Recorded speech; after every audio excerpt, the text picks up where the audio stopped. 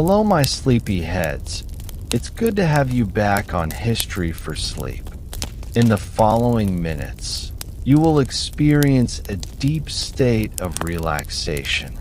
This story helps you to easily sleep through the night, so you can get up energized in the morning. Not only will you fall asleep faster, you will also get rid of disturbing thoughts. Listen to these history stories for at least 10 days for the best results. The longer you listen to the video, the more likely you'll experience persistent and positive changes in the way you sleep. I wish you a great rest, and if you haven't already, we'd be very happy if you consider subscribing to the channel so you won't miss any new calming and relaxing history story. Tonight, we're going to slowly journey into the world of medieval France, a land of kings and peasants, castles and cathedrals, where life moved to the rhythm of faith, labor, and survival. But before you get comfortable and let your mind drift into this ancient world, I'd love it if you could take a gentle moment to like this video and subscribe. Only if these calm stories of the past bring you peace. Your support truly helps me grow and keep making these calm journey through time just for you.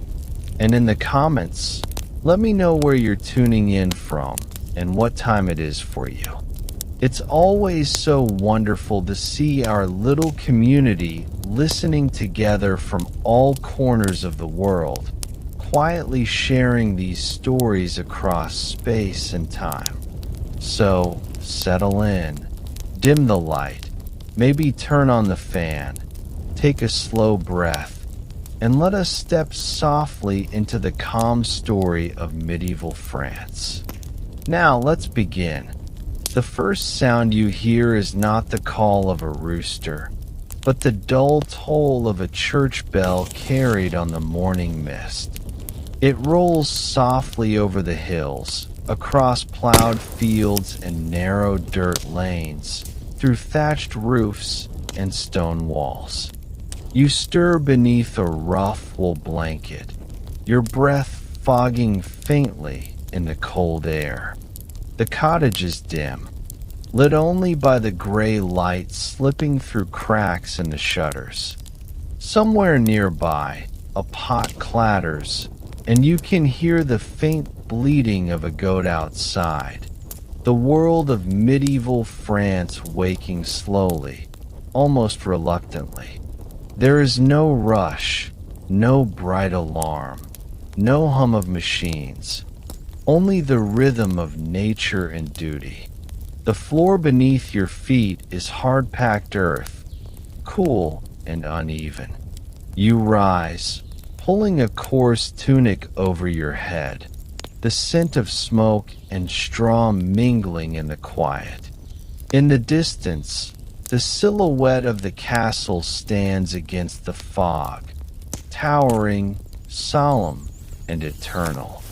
It is the heart of everything here, a symbol of protection and power, but also of division, the line between those who serve and those who command.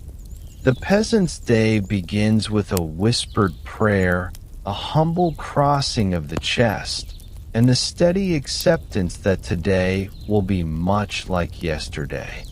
As the first fire crackles in the hearth, the world of medieval France awakens beneath stone walls and soft bells, ready to begin another day that feels centuries away from ours. Outside, the air is damp and cool, heavy with the scent of dew-soaked hay and smoke from the nearby cottages. The village begins to hum with soft movement, the low murmur of voices, the shuffle of wooden clogs on dirt, the bleating of animals waiting to be fed. A woman stoops beside a clay hearth, coaxing life into last night's embers. while a child carries a bucket toward the well, its iron handle creaking. The rhythm of morning in medieval France is unhurried but certain, a ritual of survival repeated across centuries.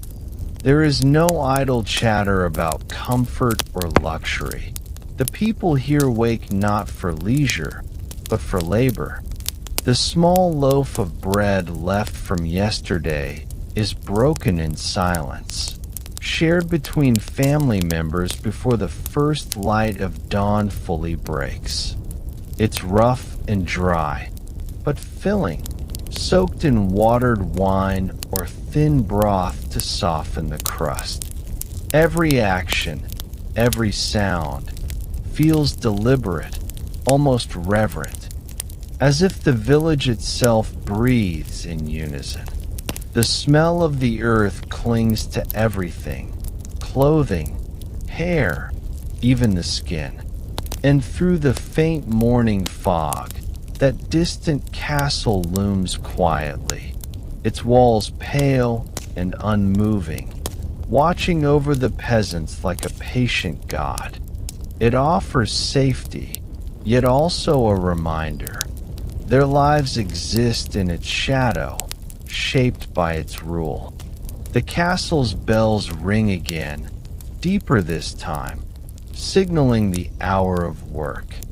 Their sound drifts through the air, rolling across the farmland like a commandment. The peasants rise from their stools and head toward the fields, tools slung across their backs, bodies still stiff from the night's cold. The path is uneven, marked by ruts from cartwheels and footprints hardened by years of use. Birds stir in the hedgerows. A faint breeze carries the scent of tilled soil. Beyond the village, you can see smoke curling from blacksmith forges and bakers' ovens, the quiet industries that keep the manor alive. Life here is bound to the land and to those who own it. The peasants till, sow, and reap not for themselves, but for the Lord within those towering castle walls. Still, there's no resentment, only the slow acceptance that this is how the world works. You can almost feel the texture of the soil beneath calloused hands. Hear the wooden plow groan as oxen strain against the weight.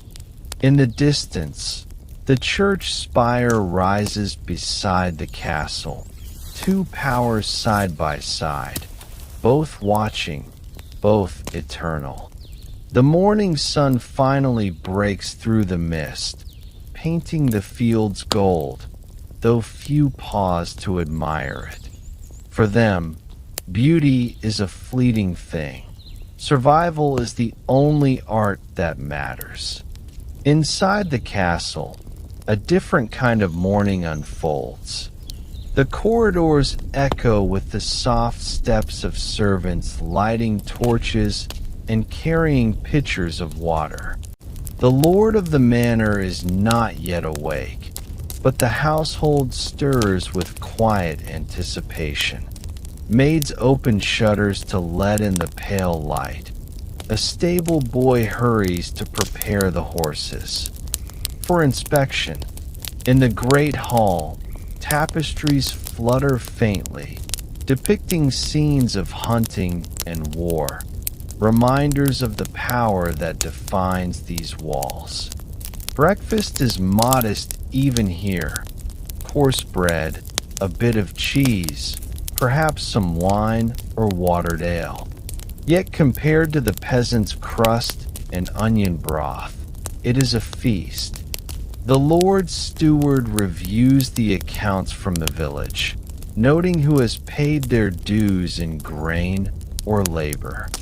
Outside the hall, a messenger arrives from a neighboring fief, carrying letters sealed with wax, news that travels slower than thought, yet faster than truth. In the courtyard, A pair of hounds stretch and bark, chasing each other in the morning chill. The castle feels alive, but not hurried. Time here has its own rhythm, dictated by sunlight and bells, not by clocks or schedules. And beyond the moat, the fields shimmer faintly in the morning light, a silent world that feeds the stone one above it. Back in the village, the rhythm of work deepens. The men bend low in the fields. The women spin wool or bake coarse loaves in clay ovens, their faces flushed with heat. Children gather twigs for kindling or chase chickens through the lanes, laughter breaking the otherwise solemn quiet. A passing cart creaks under the weight of grain sacks, pulled by weary oxen whose breath clouds in the air. The entire scene moves with slow precision, every movement purposeful, every task essential. The peasants' bodies are their tools, their hands blistered, their backs permanently bowed. Yet in the midst of all this labor, there is an odd peace. The fields are wide and endless, and the rhythm of the scythe or hoe becomes a kind of meditation. Overhead, clouds drift lazily, indifferent to the struggles below. Now and then, a church bell reminds them of prayer, of divine order, a soft assurance that their toil is not in vain. There are no clocks to chase them, no deadlines to fear. Only the sun, the soil, and the quiet certainty that tomorrow will come much the same. It is a harsh life, but not a hopeless one, built upon the quiet endurance of countless forgotten mornings. As the sun rises higher, the sounds of the village grow livelier. The blacksmith's hammer rings against iron. The baker's fire crackles warmly. Smoke drifts from the chimneys, curling like ribbons through the blue air. In the marketplace, merchants begin setting up their stalls, baskets of onions, bolts of coarse fabric, rough clay jugs of ale. A few travelers pass through, dusty from the road, speaking in dialects that sound strange to local ears. Children stare, curious but shy. In the distance, the castle gates open, and a mounted messenger rides out, his armor glinting faintly, the clop of hooves echoing on the bridge.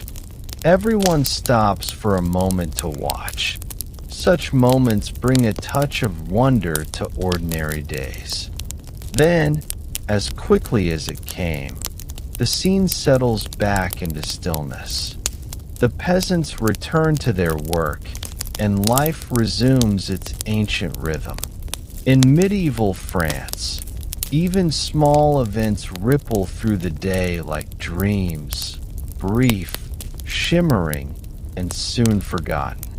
The castle, the church, the fields, all parts of the same breath, the same weary but graceful heartbeat of survival.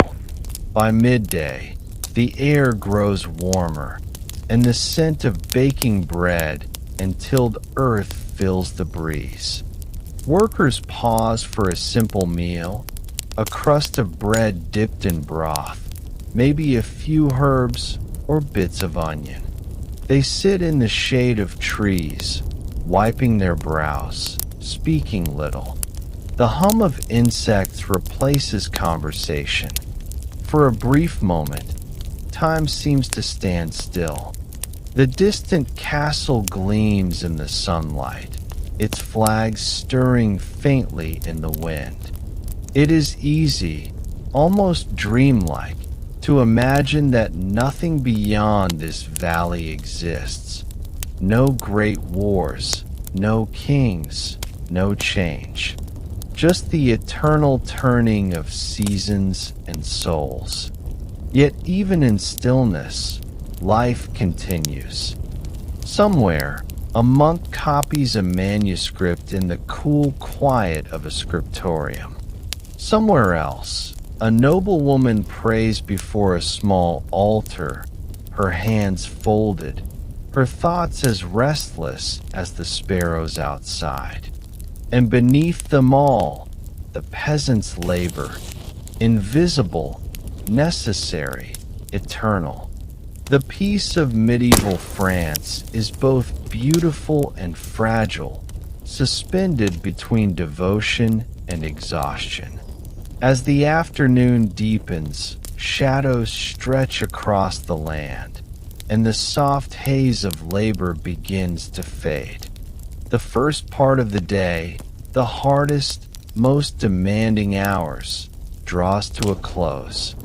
Soon, the villagers will return home, wash in cold basins, and prepare small evening fires. But for now, there's a quiet pause, the kind of silence that feels heavy with time itself. The castle stands unmoving, its stones absorbing the sun's last warmth. Birds circle the spire of the church, their cries faint and distant. Everything feels ancient, deliberate, and unchanging. In this still moment, you can almost hear the heartbeat of a world long gone. Steady, humble, patient. A world that knew neither comfort nor haste, yet carried a strange serenity in its endurance. As the wind sighs through the wheat and the bells toll once more, medieval France exhales, ready to slip, as it always has, into the long rhythm of another day. Morning deepens, and the village of medieval France settles into its long rhythm of labor. The sun climbs slowly, casting a pale gold over the thatched rooftops and muddy paths. Men and women, already weary from dawn's chores, take up their tools again. Scythes, spades, rakes worn smooth from use. The soil is hard and heavy beneath their hands, still cool with dew, yet soon it will bake dry under the growing light. There are no machines to ease the burden, no animals beyond a stubborn ox or two to share the weight. Work is the breath of life here, endless, repetitive, and defining. The body bends, the hands blister, and sweat gathers at the brow until it feels like the only thing keeping the world turning. In the distance, the faint toll of the church bell marks the hour, but no one pauses to count it. The peasants measure time not by hours, but by hunger, the space between their meager meals. Each swing of the hoe is a prayer for survival. Each drop of sweat, an offering to the land that feeds and punishes alike. The air hums with the low drone of labor, broken only by the creak of a cart or the cry of a crow overhead. There is no glory here, only endurance, and in that endurance, a strange kind of grace. Hunger is a constant companion in medieval France, quiet but insistent. It gnaws softly at the edges of thought, reminding every man, woman, and child of their fragile place in the world. Breakfast, if one could call it that, was only a crust of bread and a swallow of ale, enough to quiet the stomach, but never to satisfy. By midday, the ache returns, growing dull and familiar. Bread is life here, brown, coarse, and heavy with bran. For peasants, wheat bread is a luxury, something the Lord might enjoy. They eat rye or barley loaves instead, dark and dense, their flavor bitter but sustaining. Sometimes, the grain is stretched with ground beans, chestnuts, or even bark to make it last through the season. Yet despite the monotony, there's gratitude in every bite. In the harsh balance of the medieval world, even this humble meal is a gift. Around the fields, the smell of baking rises faintly from village ovens, a comfort that lingers in the air even when stomachs remain half empty. To live here is to understand hunger not as an exception, but as the quiet background of life, a rhythm as steady as the tolling bell. The lord of the manor owns nearly everything the eye can see: the land, the tools, the livestock, even the rights to the forests and rivers. The peasants do not work for wealth, but for permission to survive. They owe the Lord a portion of every harvest, a share of every animal raised, and sometimes even days of unpaid labor, called corvée, where they must repair roads, build fences, or work the Lord's own fields. It is a system as old as the soil itself, feudal, unbending, and accepted without rebellion. The Lord's steward rides through the fields now and then, taking account of what has been sown and reaped. His presence is both feared and tolerated. He represents authority, law, and the weight of a system no one dares question. The peasants bow their heads as he passes, his horse's hooves scattering clods of dirt. There are no written contracts, only tradition and faith that the earth will yield, that the Lord will be fair, and that God will reward those who endure. Beneath the hierarchy and hardship lies a fragile peace, the kind that comes when people know no other way of life. As the day wears on, the sun presses hard against the fields. Sweat darkens the tunics of the workers, their backs glistening beneath layers of dust. There is no shade, only the occasional mercy of a passing cloud. The peasants sing sometimes, slow, rhythmic tunes meant to ease the burden and keep their movement steady. The songs are old, their words half forgotten, but the melodies carry across the fields like whispers of memory. These are songs of toil, of hope, of endurance, passed down from those who labored before them. Nearby, a boy drives a pair of oxen through the soil, shouting softly to keep them steady. The wooden plow groans as it cuts the earth, turning up clumps of black soil rich with promise. Each furrow is a future, uncertain, fragile, but worth believing in. The smell of the land is everywhere, earthy, bitter, and strangely comforting. Time slows here. Minutes stretch into hours, hours into seasons. The work never truly ends, yet somehow the people endure. Perhaps it is faith, or habit, or simply the quiet understanding that the earth gives only to those who never stop asking. In the village, women labor just as tirelessly.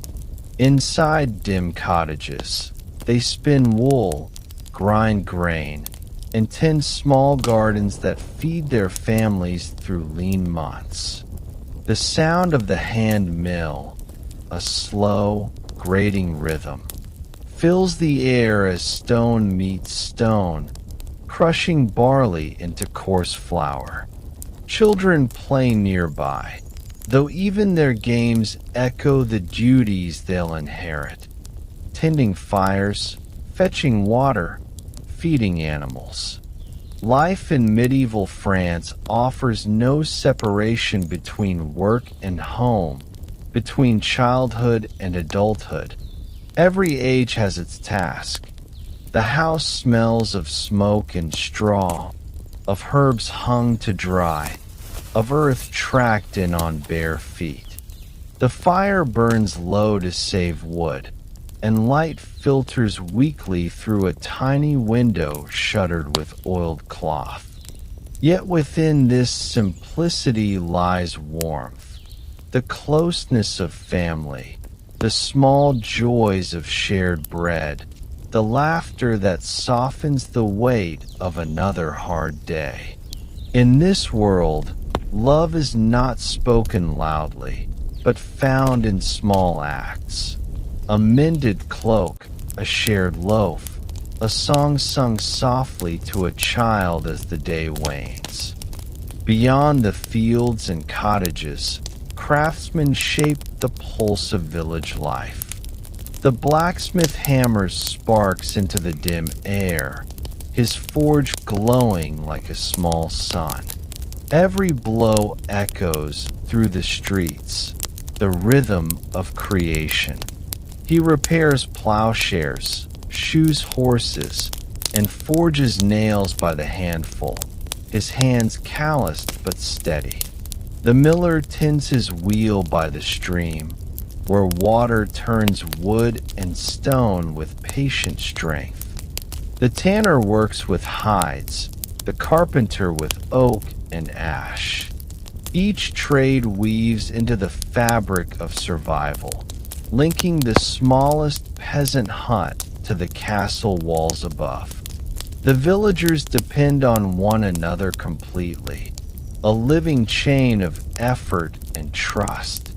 Yet behind their quiet cooperation lies the constant shadow of scarcity. One failed harvest, one harsh winter, and everything could unravel. Still, they work on, not with hope of wealth, but out of duty to family, to community, and perhaps to God. There's a dignity in that rhythm, slow and worn but steady, the heartbeat of a world built by hands and faith alone. As afternoon stretches into evening, fatigue settles in like mist. The peasants' movements slow, their faces streaked with dirt and sun. The air cools, carrying the scent of grass and smoke. A few linger in the fields, gathering tools and whispering quiet prayers for tomorrow's weather. Rain could bless or destroy them, and no man can command the sky. The castle bell tolls again, low and distant, a reminder that the day's labor has ended, though its weight remains. In the cottages, fires are rekindled. Bread bakes again. Broth simmers with what little vegetables remain. Laughter hums faintly through the streets as neighbors trade a few words, a few sighs. For a brief moment, there is peace, the soft reward of exhaustion. The stars begin to appear above the castle's towers, faint but steadfast. For the people below, their light is as unreachable as the life of a noble, yet comforting all the same. The world is vast, but their hearts are small and steady, bound by earth and by faith. As night approaches, the fields grow still, and the voices of the workers fade into the quiet hum of crickets. Inside each home, weary bodies rest beside flickering hearths. The day has been long, but its rhythm complete, from dawn's first bell to twilight's final sigh. Outside, the castle looms against the darkening sky, its torches glowing faintly along the walls. Within those walls, the lords dine and talk of politics and power, unaware of the aching hands that built their comfort. Yet in the stillness below, there is a different kind of peace, one that comes not from gold or command, but from survival. Bread has been eaten, fields have been tended. The world, harsh as it is, has given enough for another day. In the quiet that follows, you can almost hear the faint, contented breathing of 1,000 souls asleep beneath the same stars. The peasants of medieval France rest in the arms of exhaustion, knowing tomorrow will come soon, just as hard, just as certain, and somehow just as beautiful. The village awakens to the soft clatter of carts and the gentle calls of merchants arranging their wares. Smoke drifts lazily from small ovens, mixing with the earthy scent of livestock and the rich aroma of freshly tilled soil. Today, like every day, the marketplace becomes the heartbeat of medieval France, a place where peasants and tradesmen converge in quiet purpose. Stalls are draped with coarse fabrics, baskets brimming with vegetables, and clay jugs filled with ale or milk. Children dart between legs, curious eyes wide at the simple wonders of trade. A polished wooden toy, a rare apple, a piece of bright cloth. Life here moves slowly, yet every exchange carries significance. Coins are scarce, so many goods are bartered in careful negotiation, hands brushing in fleeting contact, eyes searching for honesty and trust. The Lord's steward occasionally passes through, tall and imposing, noting the offerings and collections, ensuring taxes and dues are properly accounted for.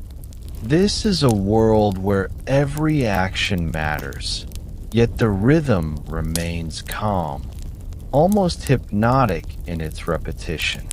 The market is not only commerce, it is ritual, a place where survival, skill, and social order meet beneath the ever-watchful shadow of the castle above. Amid the gentle bustle, the peasants move with careful precision. A woman carries a basket of eggs, balancing it with one hand while nudging a small child with the other. A man drives a cart of firewood toward a corner stall, his breath rising in the crisp morning air. The sounds are muted yet constant. The soft creak of wheels, the low murmur of greetings, the occasional bark of a dog chasing chickens. Everything in the marketplace is deliberate, measured, and necessary. Even the tiniest mistake, a dropped jug, a miscounted coin, could ripple through the day, affecting meals, work, and family survival. Yet despite these burdens, there is a strange tranquility. The world feels suspended in these small movements. A gentle pulse of life that neither hurries nor halts.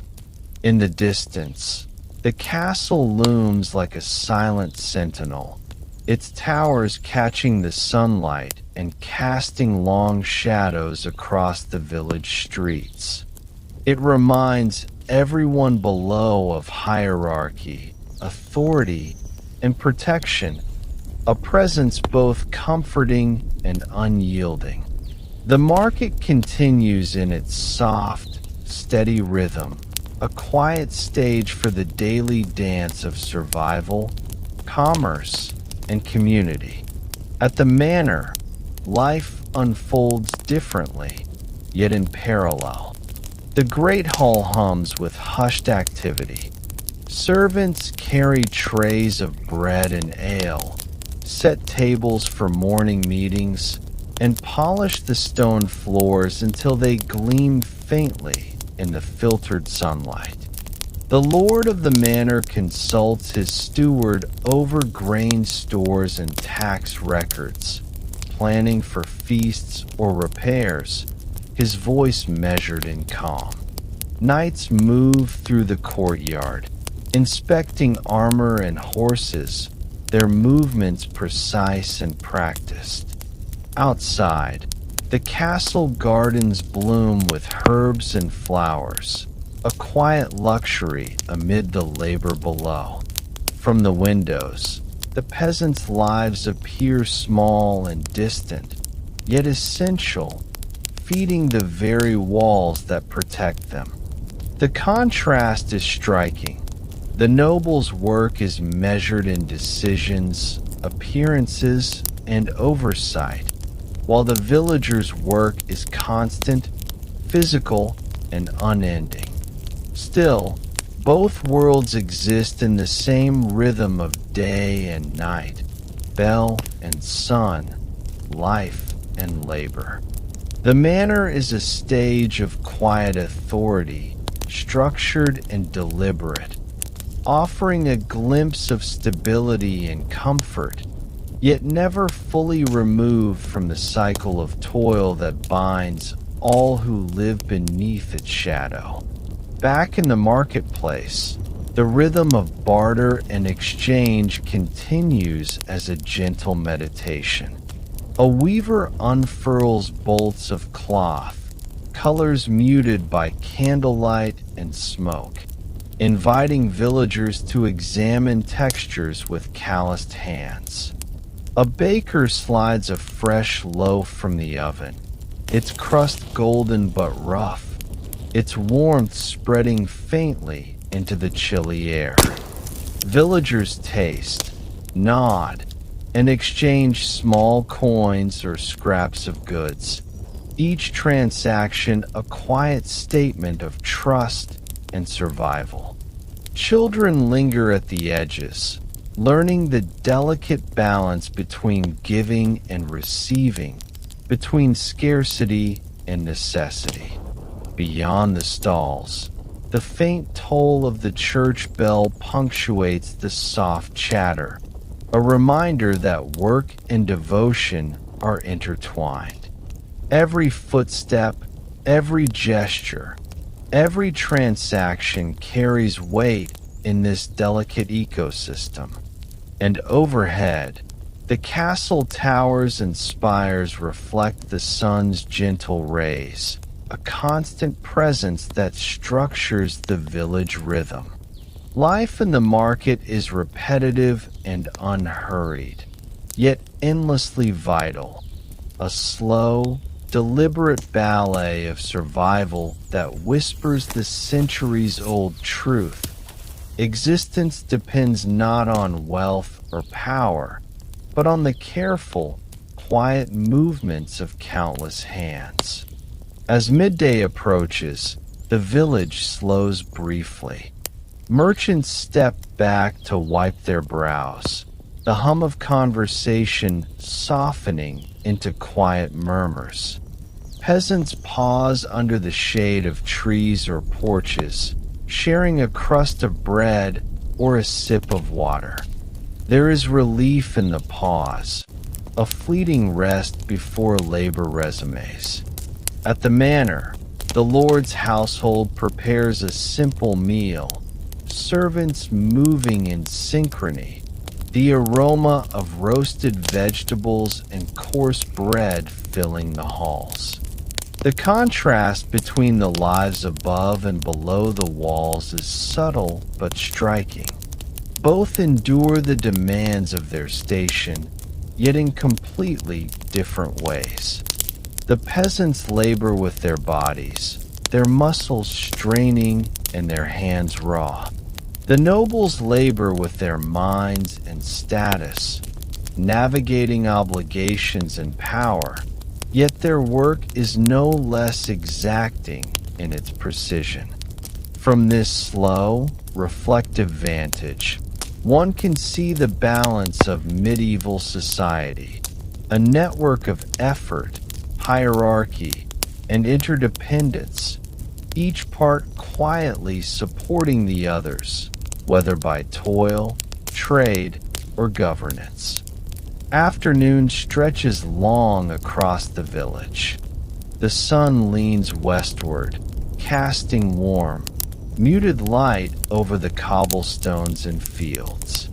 A shepherd leads his flock toward a distant pasture, the sheep moving in gentle, undulating waves. Women carry baskets filled with herbs and vegetables, trading occasionally with passing villagers. The blacksmith's hammer falls in a steady, hypnotic rhythm, sparks drifting into the calm air like fleeting stars. Even the children, now playing near the fountain, move with a gentle patience, imitating adult gestures, learning the quiet art of survival. Every motion, every sound, contributes to the slow pulse of the day. The castle remains a constant presence, its walls watching the village like a silent clock. From this perspective, the world feels suspended, a balance of light and labor, of hierarchy and humility, of survival and simple beauty. There is no rush, no chaos, only the soft, enduring rhythm of life in medieval times. As shadows lengthen, the marketplace empties gradually. Stalls are packed away, merchants gather their goods, preparing to travel again. Peasants return home, their backs bowed with the weight of baskets and burdens, yet their steps unhurried, carrying the calm fatigue of work well done. In cottages, fires are rekindled for evening meals, bread is sliced carefully, and ale poured into wooden cups. Outside, the faint chirping of crickets and the soft rustle of leaves signal the approach of night. The castle glows faintly in the distance, its torches lit for the coming hours, casting long shadows that stretch across the village. Life has moved in its deliberate rhythm once more. Labor, trade, and sustenance, interwoven into the slow, constant pulse of survival. There is a quiet satisfaction here, a soft acknowledgement that the day's work is complete and the night will bring rest, if only for a few hours before the rhythm resumes. As evening deepens, a calm settles over medieval France. The village lies quiet beneath the stars, the last sounds fading into the distance. Fires burn low, smoke curling lazily into the night sky. The castle towers watch silently, a reminder of protection, hierarchy, and eternity. Peasants rest, muscles aching, hands roughened, minds softening into the gentle embrace of fatigue. Within each home, families share bread, warmth, and quiet conversation. Small, essential comforts against the hardships of the day. Even the children, now asleep on straw beds, are part of the ongoing rhythm, learning the cadence of life without words. Outside, the world is still, almost sacred in its silence. The market will awaken again tomorrow. The manor will continue its measured routines, and the fields will demand labor once more. But for now, there is calm, and in this calm, there is peace. A world defined by toil, hunger, and hierarchy can also be a world of gentle rhythm, patience, and quiet endurance. In these small, deliberate moments, the life of medieval France whispers its story softly, lulling you into rest beneath the enduring stars. Morning light filters softly through the small, stained glass windows of the village chapel. Its colors are muted by dust and age, yet when the sun strikes just right, the panes glow with faint warmth, casting gentle patterns on stone floors worn smooth by centuries of footsteps. The bell tolls slowly, its sound drifting across the fields and cottages, calling the villagers to prayer. In medieval France, faith is not merely a practice. It is a rhythm, a framework for life, and a lens through which every hardship is understood. Peasants pause in their work to cross themselves, whispering quiet prayers for protection, for harvest, for the health of family and animals. The church is the pulse of the village, its presence as constant and enduring as the rising sun. Even the simplest gestures, kneeling before the altar, bowing the head, touching a holy relic, carry the weight of centuries of belief. Here, in the quiet hush of morning devotion, the boundary between the sacred and the everyday blurs, and the lives of men, women, and children are woven tightly with the presence of something larger than themselves. The priest moves with soft purpose through the small chapel, robes whispering over stone floors. Candles flicker along the altar, their light mingling with the faint morning haze, illuminating ancient carvings of saints and martyrs. Every action is deliberate, the turning of a page, the careful sprinkle of holy water, the gentle intonation of prayers that echo faintly through the nave. Villagers kneel quietly, their heads bowed, their eyes fixed upon the flickering flame or the crucifix above. Faith here is intertwined with fear, both subtle and profound. Sin, disease, and misfortune are interpreted as reflections of divine will. Every choice, every word, carries potential weight. A whispered prayer may feel as necessary as bread. A moment of neglect may seem dangerous. Children learn early that the church is both guide and guardian, offering comfort while enforcing boundaries. The rhythm of daily life, from sowing fields to mending clothes, is punctuated by bells and blessings. Life itself becomes a gentle meditation on morality, obedience, and endurance, framed by the quiet presence of God and the church's unyielding gaze. Outside, the village hums with labor, yet the shadow of the church is felt in every corner. Fields are plowed, ovens are stoked, and animals are fed, all under the watchful eye of faith. Sundays bring moments of respite, when peasants gather to hear the sermon, though the words often drift above their heads like the faint scent of incense. Yet even these moments are not idle. They are carefully observed, marking the rhythm of morality and community. Festivals, holy days, and saints' celebrations punctuate the year, offering brief relief from labor, though never from the presence of divine expectation. Pilgrimages, donations, and rituals bind individuals to a larger whole, linking families and villages into a network of spiritual accountability.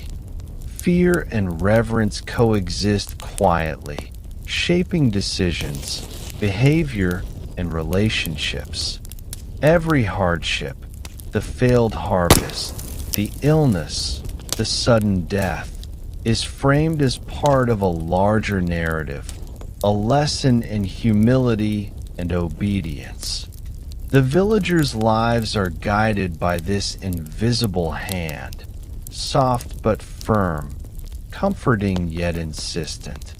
In this way, faith is both a shelter and a structure, offering solace in the midst of toil while quietly reminding all who live here of their place in the divine order.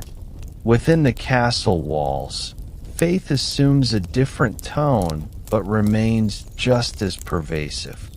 Nobles pray in private chambers, their hands folded delicately, their eyes closed in reflection or calculation. Chapel services are attended with decorum, often more ritual than devotion, yet every gesture carries the weight of social expectation. The Lord's household observes holy days, and the chaplain ensures prayers are offered, tithes delivered, and moral guidance enforced. The contrast between the noble's faith and the villagers is subtle but telling. One is lived through labor and survival, the other through ceremony and oversight. Still, both are bound by the same invisible threads. A peasant kneeling before the altar and a lord petitioning in a private chapel are participants in the same spiritual rhythm, both comforted and constrained by belief. Here, in the hush of stone corridors and shadowed chapels, the presence of God is not optional. It shapes law, labor, morality, and social order alike. The quiet insistence of faith governs both body and mind, weaving through the rhythms of daily life as surely as the sun rises and sets. As the day unfolds, villagers attend to both labor and devotion simultaneously. A woman spins wool while softly reciting prayers, her words flowing like a gentle river over the steady rhythm of her hands. A farmer pauses mid-plow to bless the fields, his forehead damp with sweat and soil.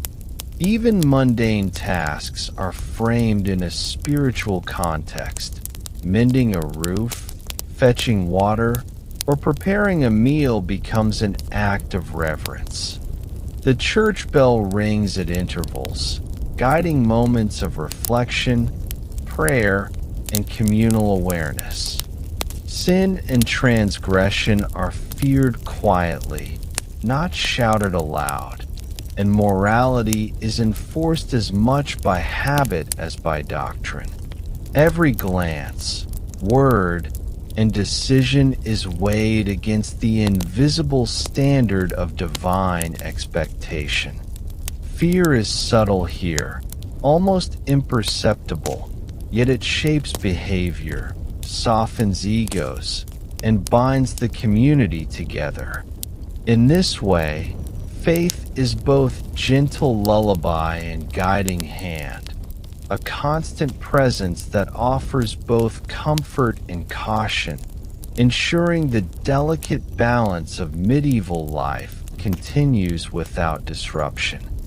Pilgrims occasionally pass through the village, their slow, deliberate footsteps accompanied by whispered prayers and chants.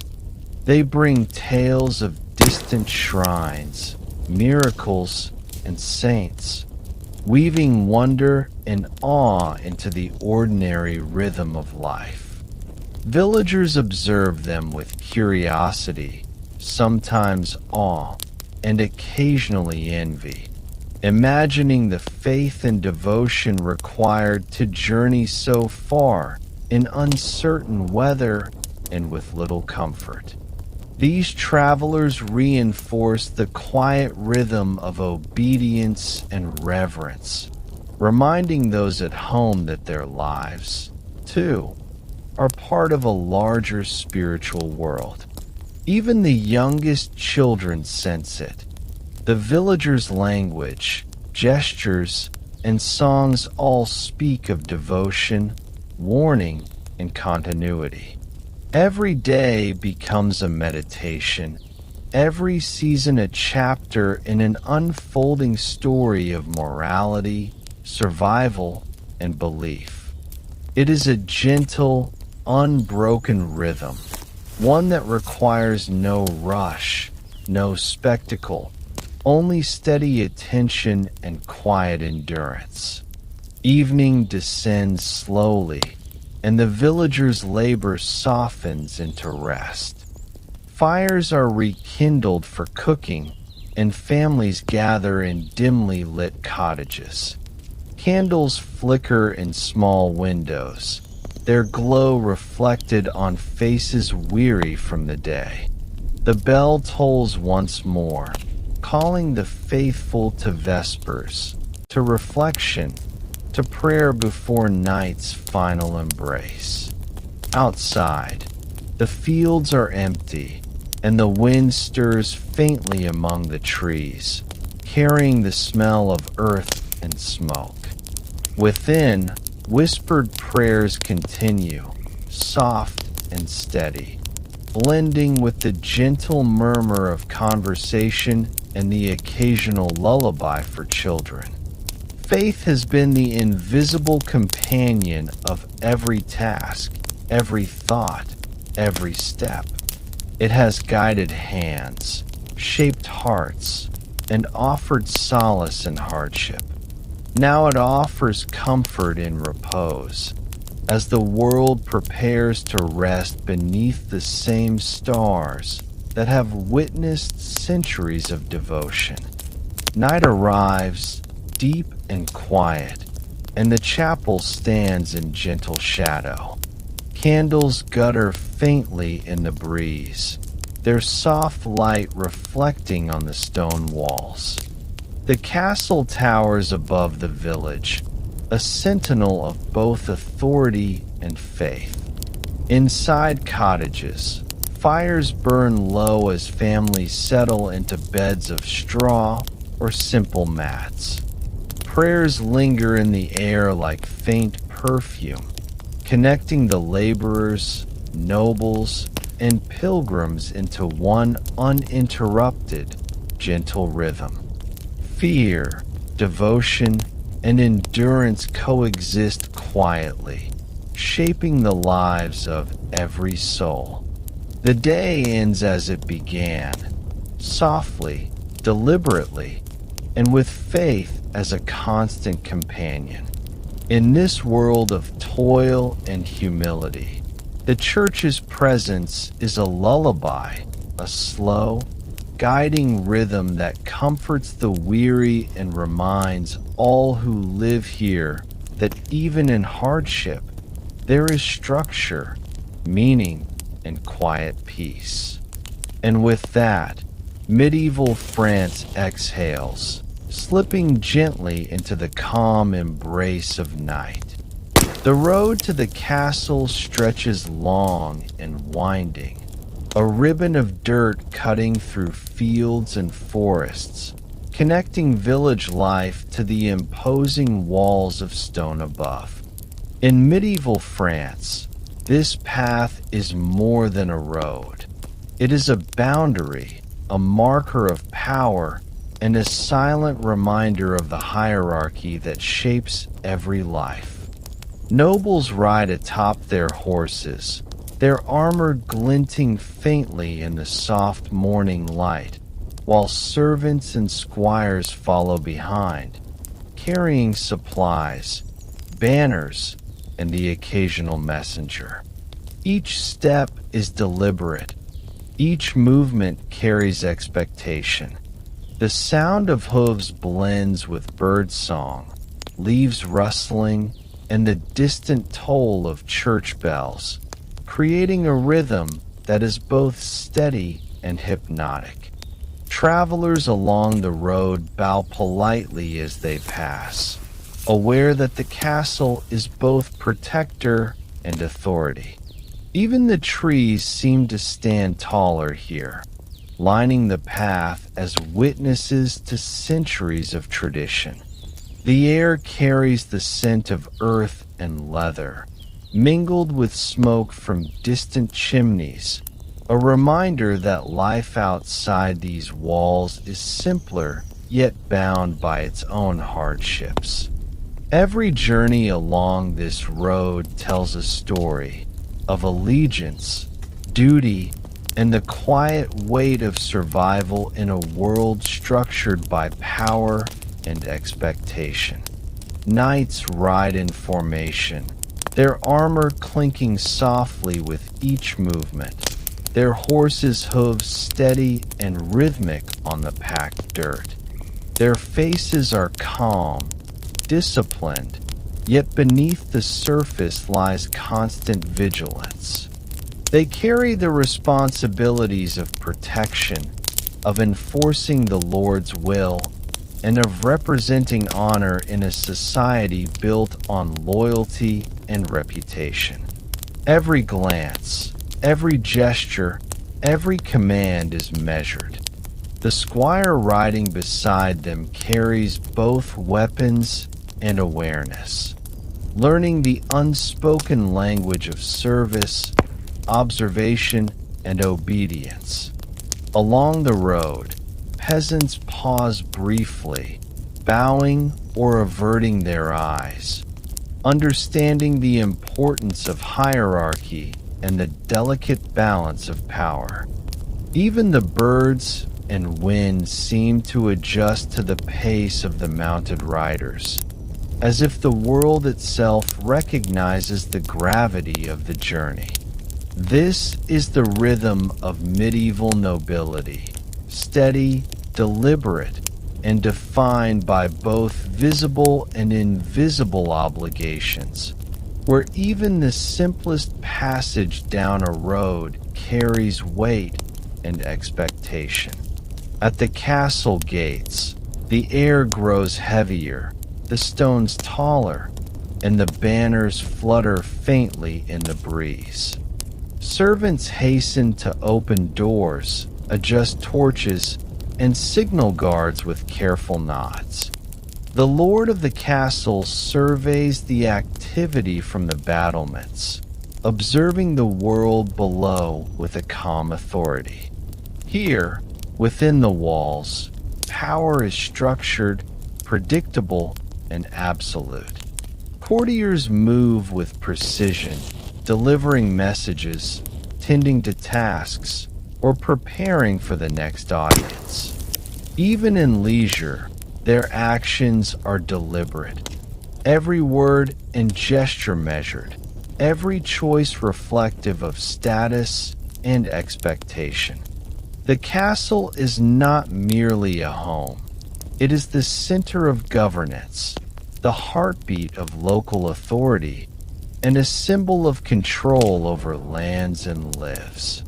Beyond the gates, peasants continue their labor, unaware of the small dramas unfolding above, yet still bound to the same world of law, protection, and hierarchy.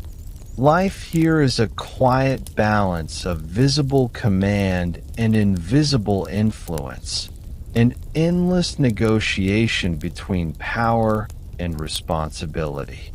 Within the courtyard, knights polish armor, and prepare weapons, the sound of metal ringing faintly against stone. Their training is both practical and symbolic, a slow, repetitive rhythm of strength, discipline, and readiness. Each movement carries purpose. Each action is a lesson in patience, precision, and endurance.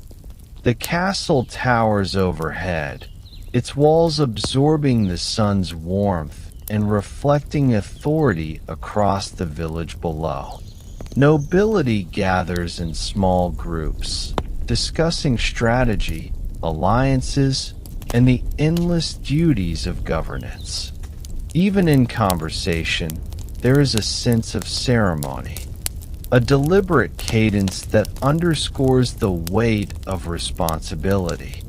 Outside, servants bustle quietly, ensuring meals are prepared, rooms maintained, and messages delivered.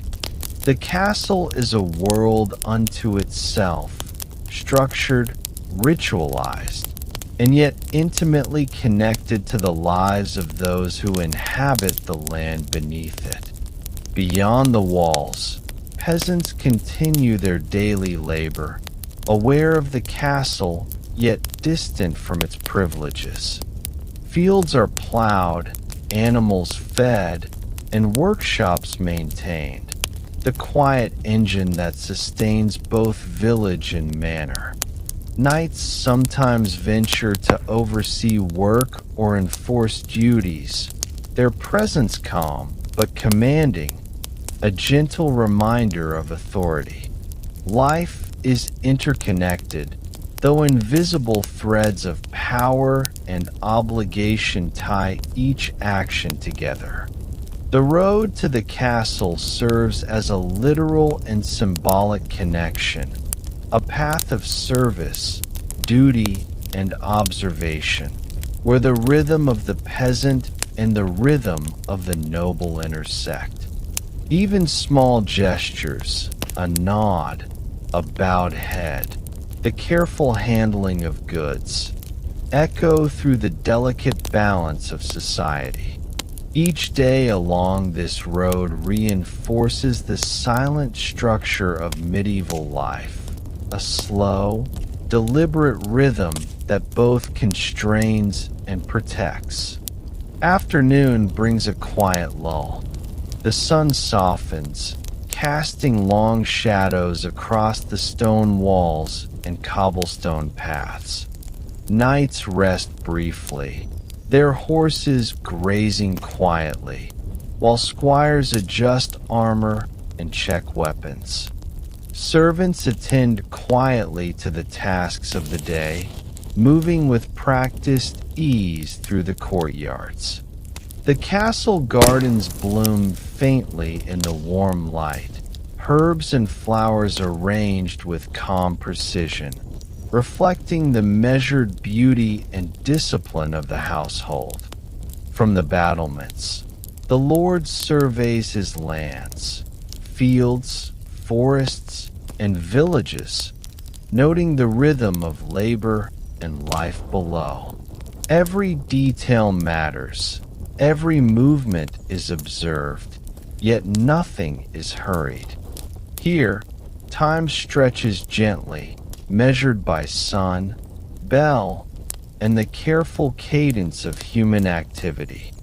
The world of nobility and knights is one of weight and responsibility, but also of order and subtle grace, where authority and patience coexist quietly. As evening approaches, the castle prepares for the end of the day.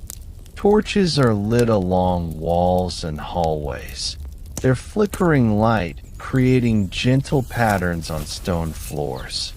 The knights return to their quarters, checking weapons and resting briefly, muscles tired but minds alert.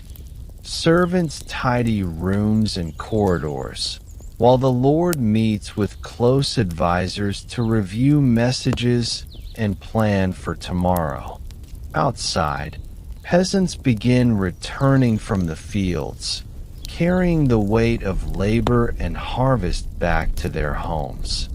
The rhythm of work and duty flows continuously, connecting lives above and below the castle walls in a slow, unbroken cycle. The road that leads here, once bustling with horses, carts, and voices, now hums softly in the fading light, a quiet conduit of hierarchy, service, and survival. Night descends, soft and deliberate, over the castle and the lands it governs. Fires burn low in cottages, and the distant hum of conversation fades into stillness. The castle towers stand firm, torches flickering in the shadowed corridors, their glow a symbol of enduring authority. Knights rest, nobles reflect, and peasants settle into humble beds of straw. The road that connects them all, the path of service, labor, and obligation, rests quietly under the stars.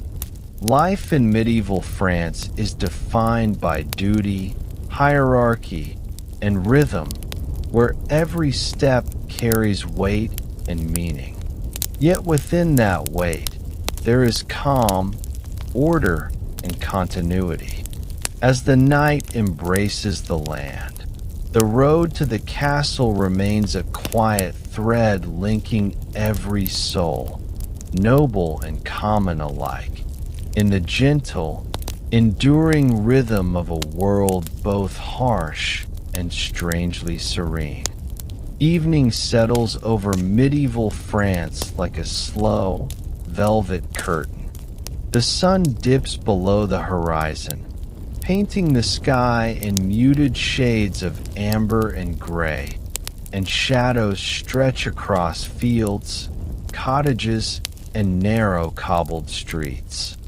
A soft hush falls over the village, broken only by the occasional lowing of cattle, the cluck of hens returning to coops, or the rustle of leaves stirred by a gentle breeze. Smoke curls lazily from chimneys, carrying the faint scent of evening fires and simmering stews. The air is cooler now, and the long day of labor weighs upon every body. Muscles ache, hands are worn, and eyes grow heavy with fatigue. Darkness brings both relief and caution, a quiet interlude after hours of toil, yet a reminder of the vulnerability that comes with night. In these fading hours, villagers move slowly, carefully, aware of the unseen dangers beyond the hearth's glow and the dim light of lanterns. The rhythm of the village softens into something more reflective, a gentle ebbing of energy that prepares the mind and body for rest. Families gather in humble cottages, where straw mattresses and worn wooden furniture offer a modest comfort. Fires burn low, casting flickering shadows on the walls, and the aroma of cooked grains, vegetables, and ale fills the air. Mothers and fathers soothe children who are restless from a long day, their hands brushing gently over small heads, voices low and melodic. Stories are whispered, recounting distant saints, past harvests, or tales of bravery, each word carrying the soft cadence of familiarity and reassurance. The children listen with wide eyes, absorbing the rhythm of life and the lessons hidden in each tale. Even the simplest narrative is a lullaby of endurance and caution, a gentle preparation for sleep. In these moments, The village is a sanctuary, and darkness becomes a protective cloak rather than a threat. The hum of the night, from wind, insects, and animals, lulls the village into a calm state, softening the edges of fatigue and worry alike. Outside, lanterns are lit along streets and pathways, their glow gentle and sparse. Shadows dance across walls, making the familiar shapes of cottages and barns feel quietly alive. The village dogs patrol lazily, ears alert but movements measured, their presence a small comfort against the uncertainty of night. Travelers occasionally pass, muffled footsteps on dirt paths echoing softly in the cool air. Even the church bell tolls in this hour, its deep, resonant sound carrying across fields and rooftops, marking the end of day and the silent arrival of night. For villagers, this is a time of reflection and vigilance. Tools are secured, doors barred, and animals tended for the hours of darkness. The interplay between safety and fear is subtle, almost hypnotic, a rhythm of preparation, observation, and rest that has carried countless generations through the same shadows, under the same stars. In the fields, the last farmers make their rounds, gathering what remains of the harvest and ensuring livestock are sheltered. Their movements are deliberate, slow, and careful, muscles exhausted yet still capable, minds alert to the shifting darkness around them. The sky above deepens from violet to deep indigo, and the first stars twinkle faintly, their light reflecting in streams, puddles, and dew-laden leaves. The cool night air carries distant sounds, the soft flap of a bird, the rustle of rodents in the underbrush, the faint groan of trees swaying in a gentle breeze. Even in solitude, the rhythm of life continues, steady and predictable, comforting in its repetition. Each step back to the village is part of the daily cycle, a slow, deliberate return from labor to safety, from daylight to darkness, from action to quiet reflection. Within cottages, evening meals are simple but necessary: bread, porridge, and occasionally preserved vegetables or meat. Families eat in silence or soft conversation, voices low and measured. The act of sharing food becomes ritualistic, a small anchor against the vast uncertainty outside the walls. Afterward, chores are completed with careful attention. Water is fetched, fires banked, tools stored, and animals secured. Every action is measured and intentional, a testament to the discipline born of necessity. Even as fatigue pulls at limbs and minds, the village maintains a quiet order.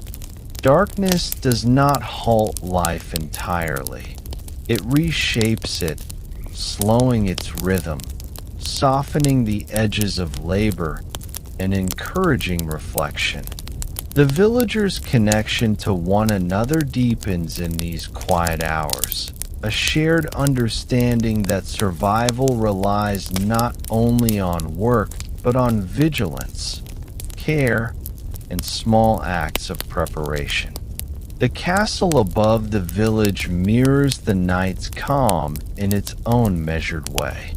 Torches burn along walls and in the battlements, casting gentle light over stone corridors.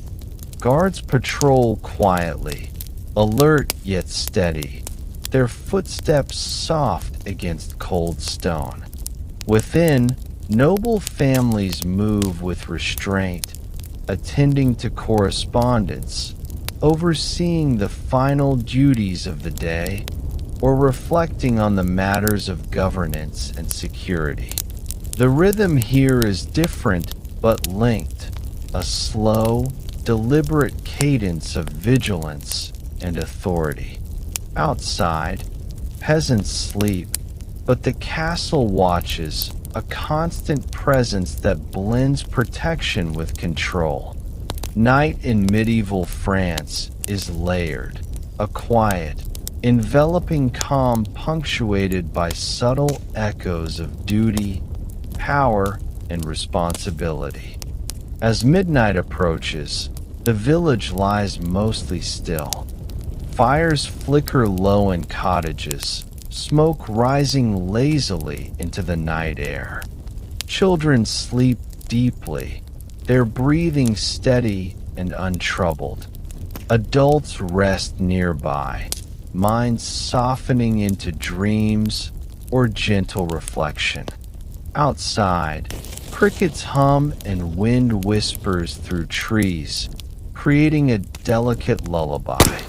The stars above remain steadfast, their faint light bridging the distance between cottages and castle, between labor and leisure, between day and night.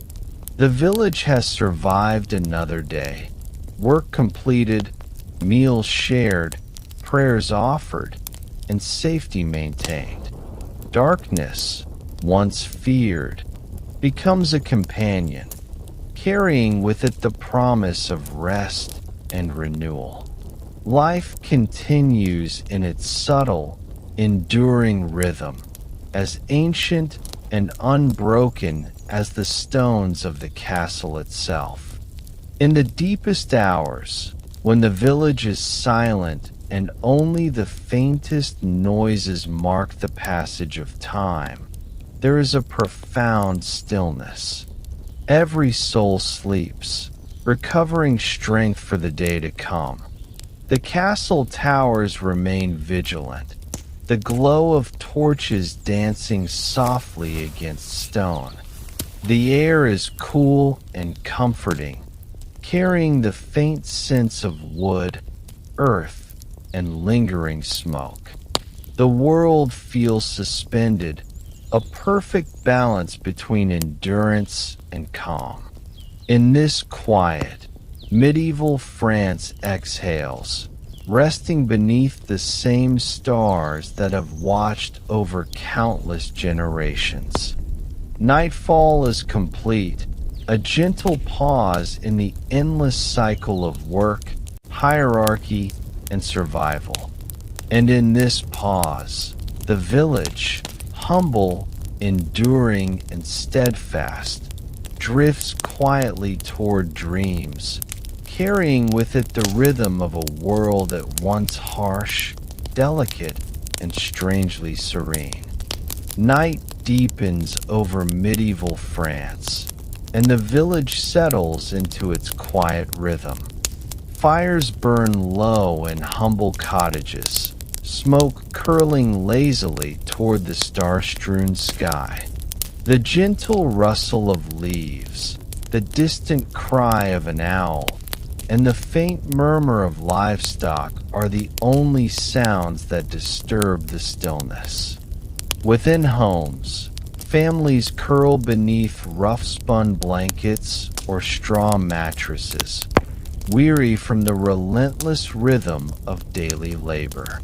Sleep is a necessity here, a reprieve from toil, hunger, and the unyielding demands of life. It is a sacred pause, allowing the body and mind to recover before the cycle resumes with the dawn.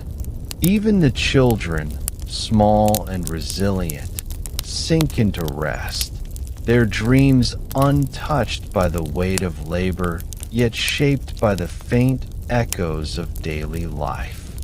Outside, The castle towers cast long shadows, silent witnesses to the cycles of survival, authority, and endurance below. The night is both protective and demanding, a time when vulnerability is high, yet the steady presence of stone walls and watchful eyes offers reassurance. In this gentle darkness, every breath, every soft murmur, and every flicker of firelight becomes part of a quiet symphony, lulling the village into calm and unbroken rest. The air is cool and heavy with the scent of earth, straw, and smoke. Doors are secured, and animals are settled in their pens, their soft breathing blending with the whisper of wind through trees. Outside, shadows stretch across the landscape, the fields and pathways subdued beneath the silvered glow of the moon. The castle remains vigilant, torches flickering faintly against stone walls, marking time without urgency. Inside cottages, villagers drift between wakefulness and sleep, minds softening as the body releases its fatigue. The rhythm of survival continues in quiet gestures. The careful positioning of blankets, a whispered lullaby, the faint clink of a vessel placed aside for morning. Sleep is both practical and gentle, a necessary surrender to the inevitable need for rest. The night envelopes the village, comforting and still, offering a rare pause in the constant demands of labor, duty, and hierarchy. Every sound, every movement, even the faintest breath, becomes part of a calm, meditative landscape, inviting minds to drift into dreams beneath stone and thatch. In the castle, the rhythm of night differs subtly but mirrors the quiet structure of the village. Noble families retreat to private chambers, servants arranging bedding and extinguishing lamps. Guards patrol in measured cadence, their steps soft on stone floors, ensuring that safety and order remain uninterrupted. The lord and his household rest beneath heavier blankets, cushioned by luxuries not afforded to those below, yet still bound by the constant weight of responsibility. Even in sleep, vigilance persists in small, almost imperceptible ways. A faintly furrowed brow, a restless hand, an ear attuned to the night. Outside, the village sleeps beneath the same sky, and the connection between stone towers and thatched cottages hums quietly in the rhythm of shared endurance. Night is both equalizer and divider. It softens toil for all while reminding each of the structures that define their existence. Within this rhythm lies comfort, continuity, and the subtle reassurance that life, in all its simplicity and complexity, endures. Children's dreams are delicate threads woven from fragments of the day.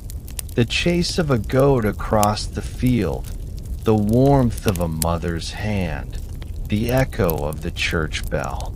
Their minds navigate a softer reality, untethered from the full weight of survival, yet shaped by the patterns they witness daily.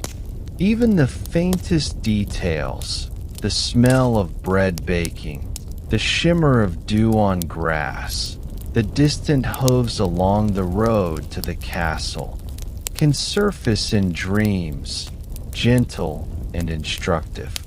Adults, too, drift into slumber, though their dreams are heavier, grounded in responsibility and the faint fear of misfortune.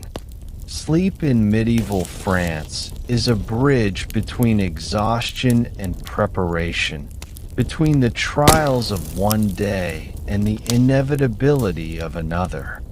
The night carries them together, the noble and the peasant, the child and the elder, the knight and the scribe, in a shared rhythm beneath stars, stone, and straw. Outside, the village is still except for the occasional rustle of wildlife or the distant toll of a bell marking midnight. Fires smolder quietly, their orange glow softening the dark edges of cottages and streets. Shadows sway gently against walls, a lullaby of movement for those already asleep. The air is scented with earth, smoke, and faint herbs drying from the day. Windows frame the night sky, and the gentle flicker of torches from the castle reminds villagers that the structures of authority remain protective, not intrusive.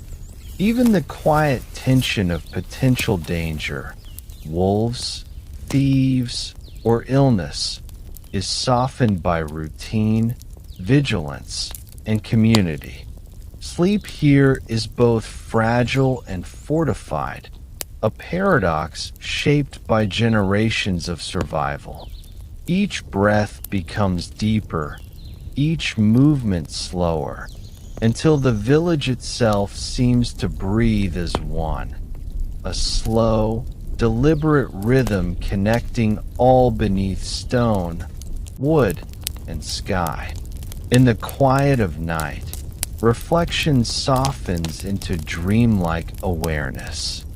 Adults, having endured the demands of labor, the pressures of hierarchy, and the unending cycles of toil, drift into a calm introspection, their minds visiting fleeting memories and imagined futures. The castle guards, now seated or reclining, meditate upon duty and honor even as exhaustion seeps into their limbs. In cottages, elders recall days of youth, the growth of fields, and the hands of friends long gone. All of these moments, gentle and quiet, merge into a collective rhythm of endurance. Sleep is a silent teacher, offering strength, perspective, and preparation. In this shared pause, the village exists not as scattered individuals, but as a connected whole, bound by labor, faith, survival, and the soft embrace of night. As the night approaches its deepest hour, the village becomes almost ethereal. The moon rises higher, casting pale silver over thatched rooftops, muddy streets, and tilled fields. Stars shimmer faintly above, unchanging witnesses to countless generations. Fires flicker faintly, and the faint rustle of curtains or blankets is a soft echo of human presence. Outside, trees sway gently, their branches moving like slow, deliberate arms against the dark sky. The rhythm of life continues in sleep, hearts beating softly, breaths deepening, muscles relaxing, minds resting. Even the castle seems to inhale alongside the village, the glow of torches softening against the stone, guardianship quieted by distance and night. In these final hours before dawn, the world feels suspended, timeless, and calm.